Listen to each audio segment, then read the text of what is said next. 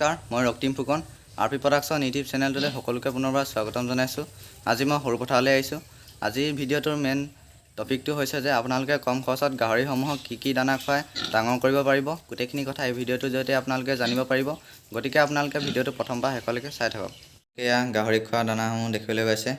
এই দানাটোৰ নাম হৈছে টেনিছ দানা। আৰু ইয়াত 50 কেজিকৈ থাকে আৰু ইয়াৰ দাম হৈছে আপোনাৰ 1380 টকা। এইটো হৈছে ফিনিচাৰ দানা, যিহেতু গাহৰিসমূহ ডাঙৰ হৈছে সেইবাবে বৰ্তমান ফিনিচাৰ দানা খুৱাই থকা হৈছে।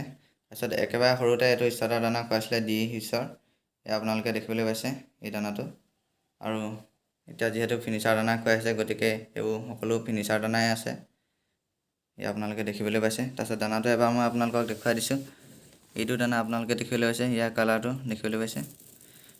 আৰু ইয়াৰ উপৰি আপোনালোকে তুঁহগুৰি পলিচ আদি খুৱাব পাৰিব। গতিকে আপোনালোকে এইসমূহ দানা খোৱালে আপোনালোকে কম সময়তে গাহৰিসমূহ ডাঙৰ কৰিব পাৰিব। সময়ত কি দানা খুৱাব লাগে আপোনালোকে ইয়াৰ আগত গম পালে। এতিয়া মই এই গাহৰি ফাৰ্মখন দেখাইছোঁ। আপোনালোকে ইয়াত দেখিবলৈ পাইছে গাহৰি ফাৰ্মখন প্ৰায় আধুনিক পদ্ধতিয়ে বনাইছে। গাহৰি ফাৰ্মখন এতিয়া আপোনালোকে দেখিবলৈ পাইছে চাৰিওপিনে ফাৰ্মখনৰ নেট লগাই থোৱা আছে, যাতে চৰাই চিৰিকটি ফাৰ্মখনত সোমাব নোৱাৰে। আৰু এফালৰ পৰা মই আপোনালোকক গাহৰিসমূহ দেখাই যাম। এইজনী গাহৰি দেখিবলৈ পাইছে, এই গাহৰিজনী ছাৰ্ভিচ দিয়া হৈ গ'ল। এই গাহৰিজনী ছাৰ্ভিচ দিয়া প্ৰায় 10 দিন হৈ গৈছে, এয়া আপোনালোকে দেখিবলৈ পাইছে।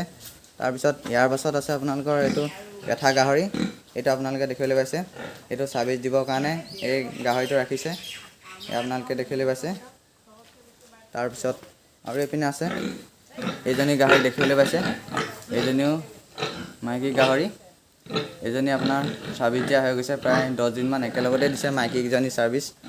তাৰপিছত আৰু এইপিনে আছে এইজনী গাহৰি আপোনালোকে দেখিবলৈ পাইছে, এই এইজনীও ছাৰ্ভিচ দিয়া হৈ গৈছে, প্ৰায় 10 দিনমান হৈছে। আৰু সেইপিনে দেখিবলৈ পাইছে পানী খাবলৈ সিহঁতক টেপ দি থোৱা আছে।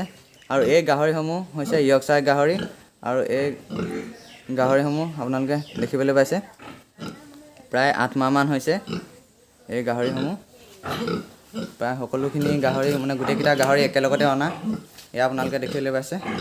আৰু ওপৰত সেয়া CC কেমেৰা লগাই থোৱা আছে, প্ৰায় আধুনিক পদ্ধতিৰে ফাৰ্মখন বনাইছে।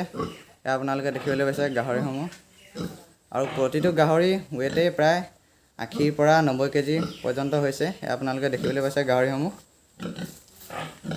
ফাৰ্মখন আপোনালোকে এয়া দেখিবলৈ পালে। এনেদৰে আপোনালোকে ফাৰ্মসমূহ বনাব আৰু দানাও ঠিক ধৰণে খুৱাব, এয়া আপোনালোকে দেখিবলৈ পাইছে। তাৰপিছত এয়া আপোনালোকে দেখিবলৈ পাইছে এইটো ওপৰত পানীৰ টেংকি, পানীসমূহ সিহঁতৰ খোৱা পানীসমূহ তালৈ যায়। আৰু ইয়াত আপোনালোকৰ গাহৰিসমূহৰ ভিটামিন বা স্প্ৰে এনেকুৱা থৈ দিয়া হয়। এইটো আপোনালোকে দেখিবলৈ পাইছে এই ঘৰটোত। গতিকে আপোনালোকে গাহৰিসমূহ এনেদৰে প্ৰতিপালন কৰিব আৰু মই কোৱা দানাসমূহ খোৱালে আপোনালোকে কম সময়তে গাহৰিসমূহ ডাঙৰ কৰিব পাৰিব। ভিডিঅ'টোৰ জৰিয়তে আপোনালোকে গাহৰিসমূহক কি দানা খুৱাব লাগে আৰু কেনেদৰে প্ৰতিপালন কৰিব লাগে গোটেইখিনি কথা জানিলে বুলি মই আশা কৰিলোঁ। আৰু আপোনালোকৰ যদি কিবা সুধিব লগা আছে তেনেহ'লে আপোনালোকে কমেণ্ট বক্সত কমেণ্ট কৰি সুধিব।